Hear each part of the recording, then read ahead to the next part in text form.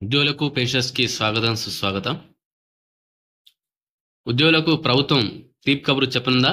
2న DA విడుదల అంటూ బకాయిల చెల్లింపు అంటూ ఆంధ్రప్రభ వార్తాపత్రికలో రావడం జరిగింది.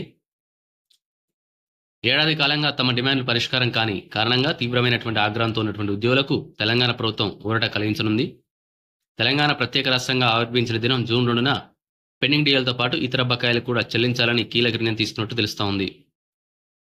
ఉద్యోగుల డిమాండ్లపై ఇప్పటికే అధికారుల కమిటీని ఏర్పాటు చేసినటువంటి రేవంత్ రెడ్డి ప్రభుత్వం కొన్ని డిమాండ్ల పరిష్కారానికి అంగీకరించినట్లు ఉద్యోగ సంఘాల నేతల సమాచారాన్ని బట్టి తెలుస్తా ఉంది. తుదిగా ముఖ్యమంత్రి రేవంత్ రెడ్డితో చర్చించిన అనంతరం ప్రభుత్వ ప్రధాన కార్యదర్శి రామకృష్ణరావు అధికారిక ప్రకటన చేస్తారని విశ్వసనీయ సమాచారాన్ని బట్టి తెలుస్తా ఉంది. పదవీ విరమణ పొందినటువంటి ఉద్యోగుల ఆర్థిక ప్రయోజనాలతో పాటుగా పెండింగ్ బకాయిలు చెల్లించడానికి ప్రభుత్వం ముందుకొచ్చింది. ఒక కరువు భత్యం, ఆరోగ్య పథకం ప్రకటించే అవకాశం ఉన్నట్లు తెలుస్తా ఉంది. ఆర్థికపరమైనటువంటి డిమాండ్లు కాకుండా మిగతా డిమాండ్లను వెంటనే నెరవేర్చడానికి ప్రభుత్వం సిద్ధమైంది.